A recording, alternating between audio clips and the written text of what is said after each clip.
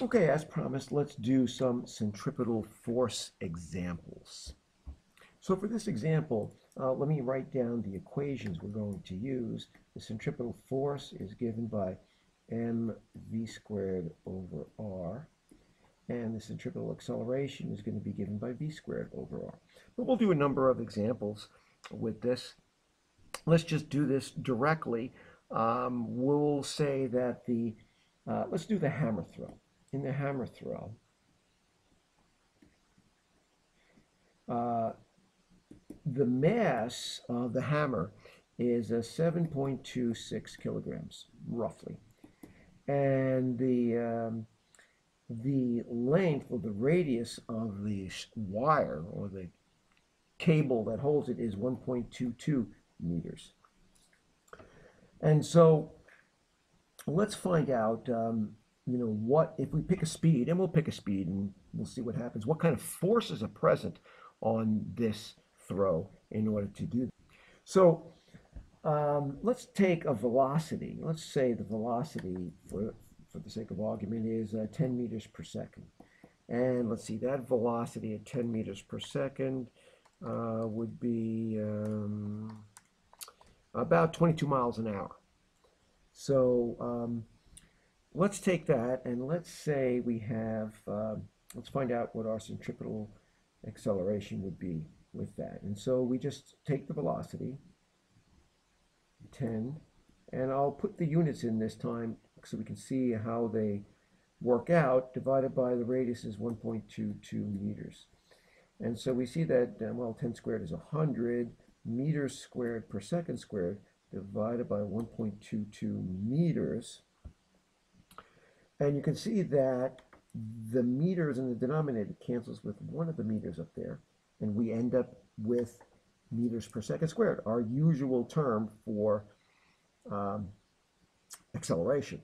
And we get 81.96 meters per second squared, which I think we can round off to call it 82 meters per second squared.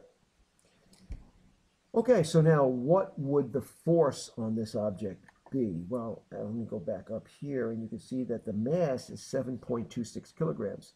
So the centripetal force is going to be given by MAC, and so that's mass is 7.26 kilograms times 82 meters per second squared. Kilogram meters per second squared is equivalent to a Newton.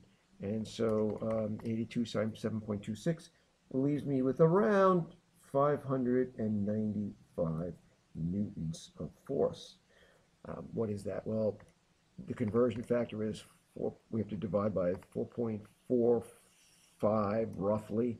And we get approximately, this is approximately about 134 pounds of force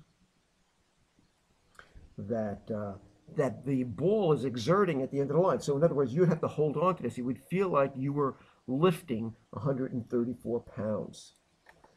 All right, well, let's change things up here a little bit.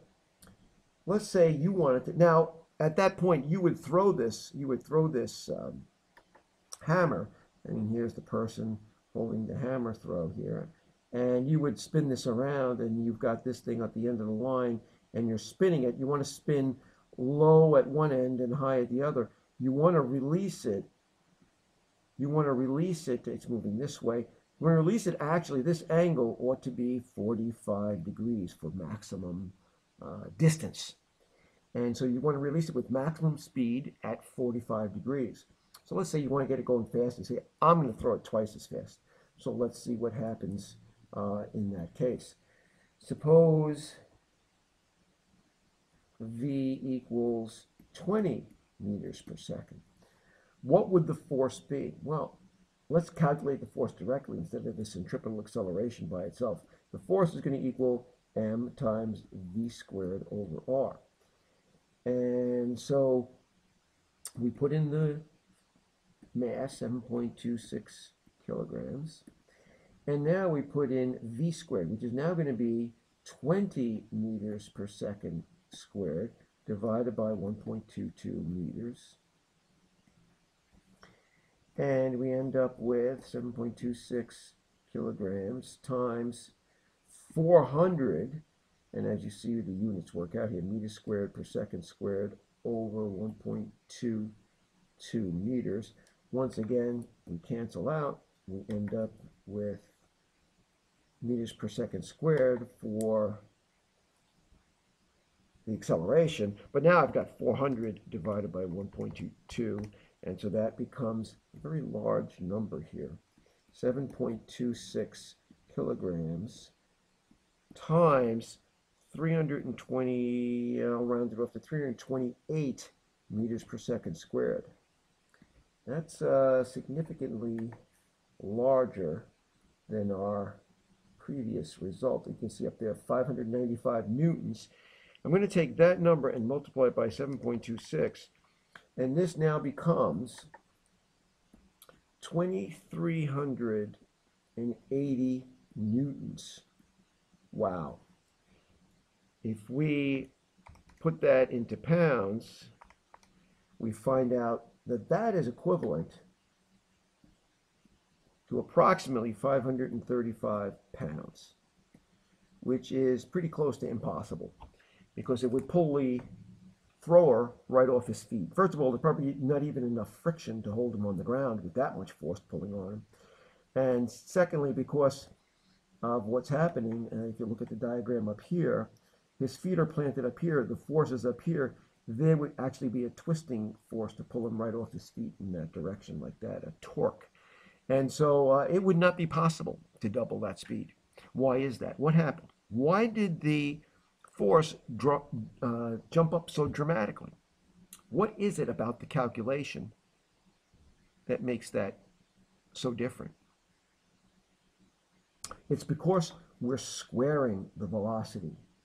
So if you double the velocity, 20 meters per second from 10, essentially what you're doing is you're taking 2 and you're squaring it. So you're going up, you're increasing the force by a factor of 4. And we can see 134 times 4.